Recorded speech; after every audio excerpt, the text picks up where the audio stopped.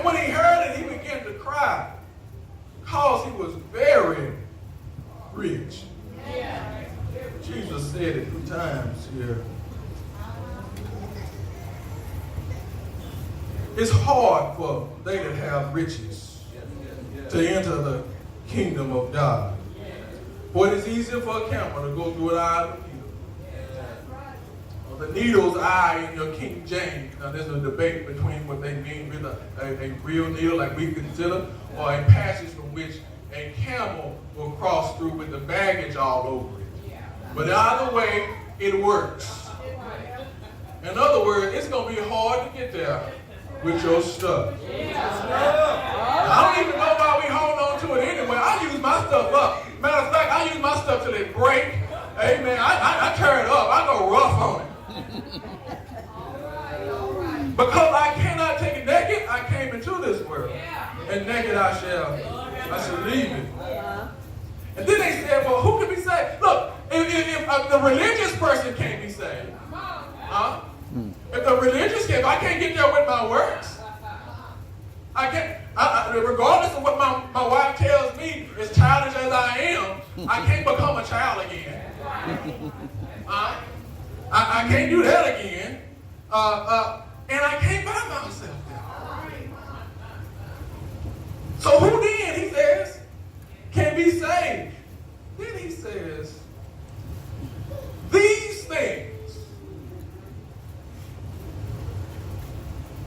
are impossible with men. Salvation is impossible. Did you ever hear it that way? We've always heard it's free. We've always heard it is available.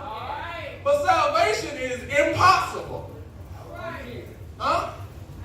From a human being, earthly aspect, it is impossible. And that's why it had to be supernatural. Yes, sir. Yes, sir. Peter said, I left everything to follow you. Yes, sir. Salvation is free, but discipleship costs. It's impossible to get nuts to a holy and high God. The reason why we think we can get there because we think we right up there next to him. He just right there.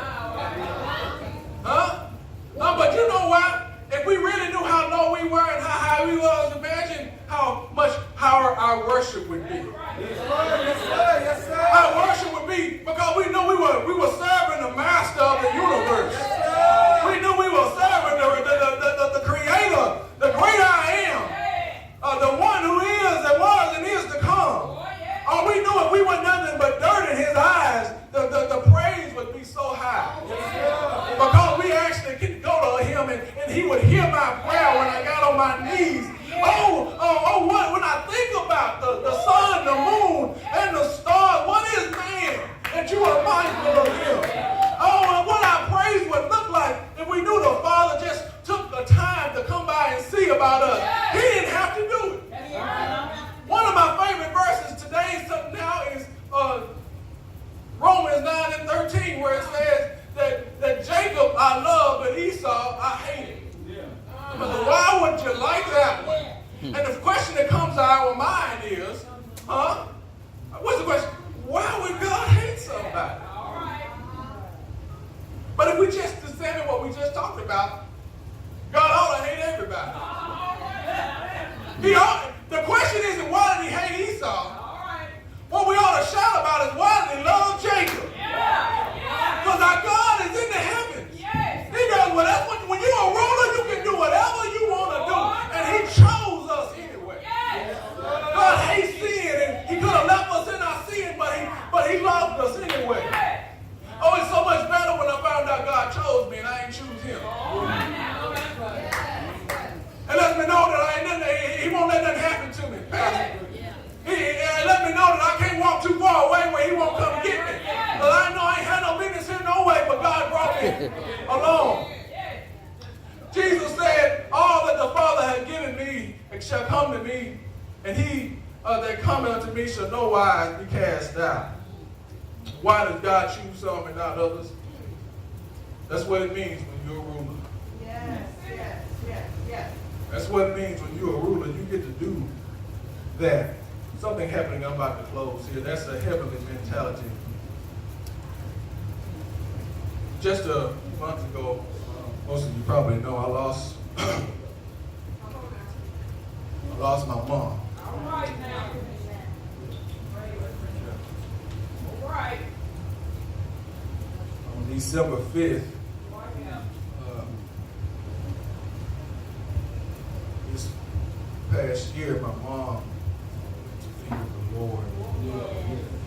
I don't know if you guys, anybody knew her, but she was a worshiper, lover of God, and she loved God's people. She just didn't love God's people, she loved people.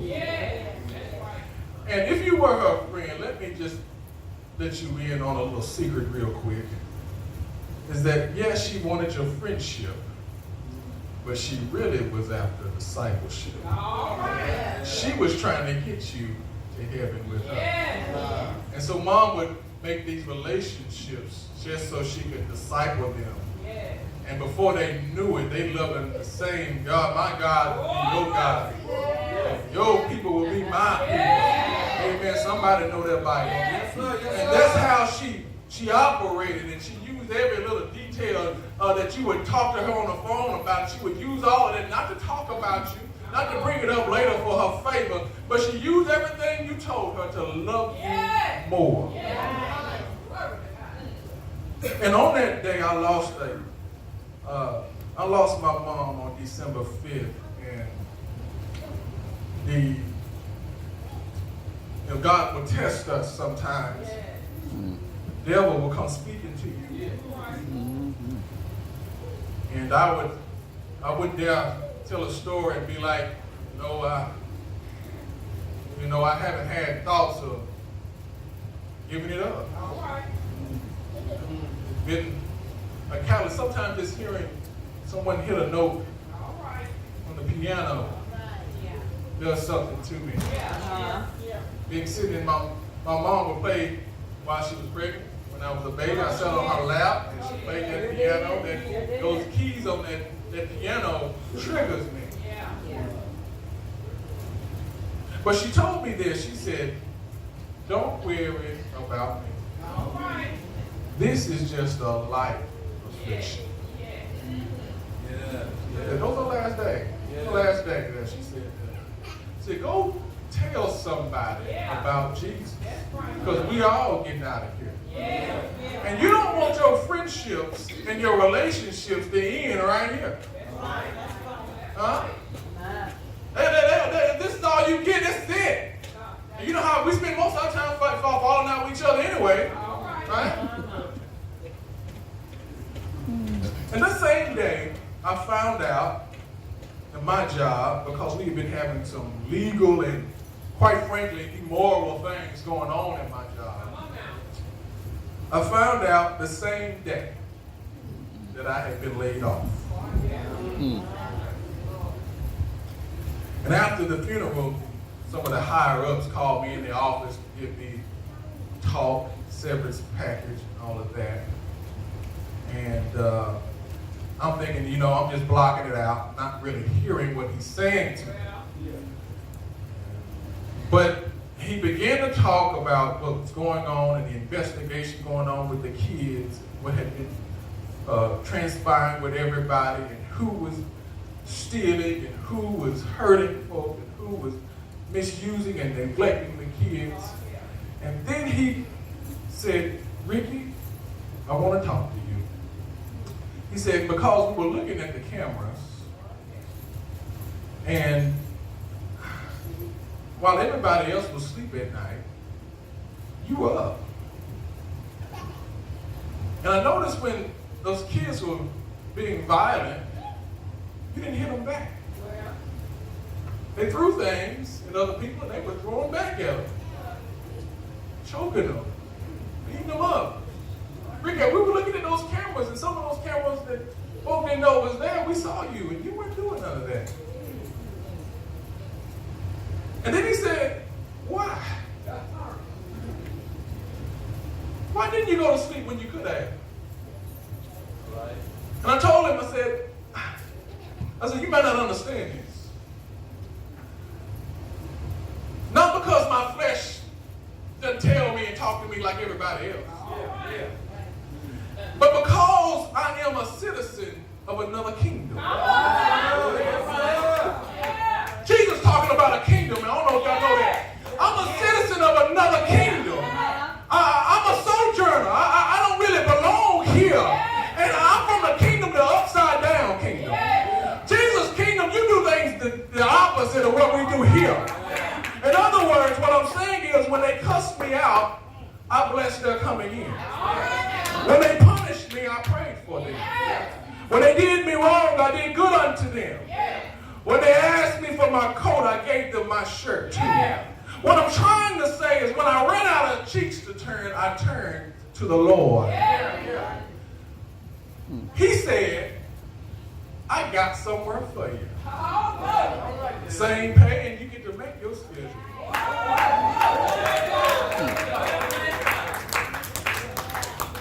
God didn't have to choose me, but he did. I could have been them same ones doing that stuff because see, in man's eyes, amen, in man's eyes, it should have been Cain and not Abel. It should have been Egypt and not Israel. It should have been Saul and not David. It should have been Judas and not Peter. But we are looking in the man's eyes. But Jesus says, if you're low, I'll lift you up. World says, if you take, you'll get. Jesus said, if you give, I'll give unto you. And I know that I was just sitting down just a minute ago, and we see all these children. You know what these children like? Children love birthdays. You see the note over there, and they don't celebrate birthdays in March. I'm sorry, Pastor Dickney and this over there, but you celebrate birthdays. Kids love birthdays. We celebrate birthdays so much. They can't wait. They do a countdown to their birthday. They invite people over for their birthday. If they're in a bad mood, the closer their birthday get there, their mood changes. They got a list of things they want. One time I didn't give my kid nothing. He was still happy on his birthday. They just love their birthday. We have instilled that into them. That when your birthday gets here, you should be happy and celebrate on your birthday. But I want us to celebrate our new birth more than our birthday. I wonder how we can get there. Because on your birthday, your mama clothed you in blankets. On your new birth, you get clothed in his righteousness. When you were born the first time, you desired your mother's milk. When you're born again, you desire the sincere milk of the word. The first time you had a bottle in your hand. But when you're born again, we ought to have a Bible in our hand. When you're born the first time, you had to learn how to walk on your 2 feet. But when you're born again, you learn how to walk in the Spirit. Anybody know how to walk in the Spirit today? When you're born the first time, you end up growing inches and inches at a time. But when you're born again, you learn how to grow in his righteousness. When you're born the first time, you cried out to your mother. But when you're born again, you cry out by the Spirit, Abba, Father. A man born of a woman is but a few days, and even those days are full of trouble. Every other woman was born by a boy or a girl. Either a woman has a boy or a girl. Every woman has either had a boy or a girl. But I know one woman. She didn't have a boy. She didn't have a girl. Mary had a little lamb. And his fleece was white as snow. And everywhere that Mary went, that lamb was sure to go. You need to get a hold of this lamb. This lamb had went from generation to generation. Cracked the sky and came forth and then was born of a virgin. He healed the sick. Gave sight to the blind. Healed the lepers. Taught in the temple. This lamb did all those things. And they took him judgment hall to judgment hall. They spit on his lamb. They snatched his beard out from his face. And finally they lifted his lamb up. Nailed nails in his hand and nails in his feet. Children, you need to know about this lamb because see, if it wasn't for this lamb, it could be you. Yeah. Taking that punishment. See, our biggest threat isn't the devil. Our biggest threat is the God. Yeah. See, the Bible says that it was God's wrath poured out on him. That was God's wrath poured out on this lamb. Yeah. But if God saw that he was a propitiation, he's satisfied. His wrath was satisfied. And we know it was satisfied because we know 3 days later, he got up with all power in heaven and earth in his hand. And I know the Bible tells me in eschatology that one day he's coming again. He's coming again and he's looking for a church without spot or wrinkle. I can't wait till he come again. Oh, I'm going to get my rod ready. Oh, we used to sing a song back over in the country that God specializes in things impossible. Oh, salvation is impossible, but all things are possible with God. I can't wait till he comes back again. He's going to come back again. Are you going to be ready? You're going to be ready when he comes back again. God's coming back and there won't be no playing around. That's right. That's right. All right. We're not going to be able to tell no good story to him and bribe our way out of it. We're not going to be able to tell him about how much I donated. How many old ladies out here across the street. He's either going to say, well done, my good and faithful servant. Or depart from me, I never knew you. Are you ready? Wait, look, I don't know how old it takes for you to know what's going on. I feel like I knew what was going on real young. But by God's grace, he didn't call me at that age. Don't let a number fool you. The world might say 18 is the coming of age. But you and I know better, don't we? All right. I know some 9-year-olds that know a whole lot of stuff. I met them. Met their parents who would do that to them. I met them and they know a whole lot. Tell you everything. Talk like grown people. They do. Don't think because you're, well, you know, I'm not legal yet. God ain't concerned about man's laws. He has a law. Yes, sir. If you have not kept it, if you fail in any way, in any juncture, he said if you're guilty of one, you're guilty of all. And if that's you, you don't have to come up here. We already been up here. Go right now where you are in your heart. Try yourself. Don't trust your heart. Look, I want to be a good person. I know you're saying that. Don't trust your heart. David said, Lord, you got to look at my heart. Try my reins. See what's going on in there because I don't understand it. Yeah. Tell God to trust. Look at my heart, Lord. Search me. Let me tell you something about your heart. It ain't no good. It's deceitfully wicked. It's full of trouble. And it's hard as a rock.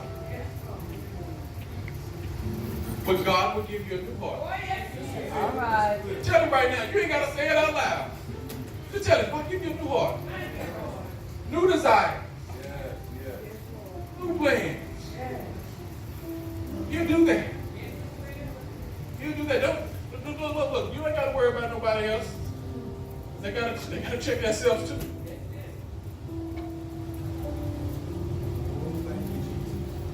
I'm asking you children to do that today.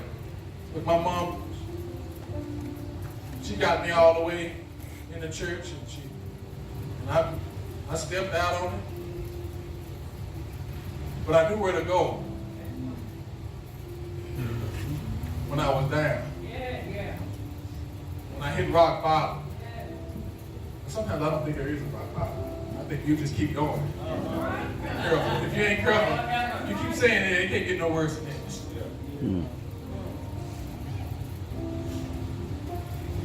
You don't know. You just don't know. You don't know your age by your birthday.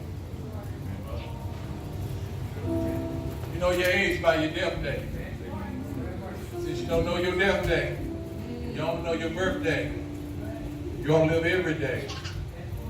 Jesus Christ. Amen. Amen. Amen.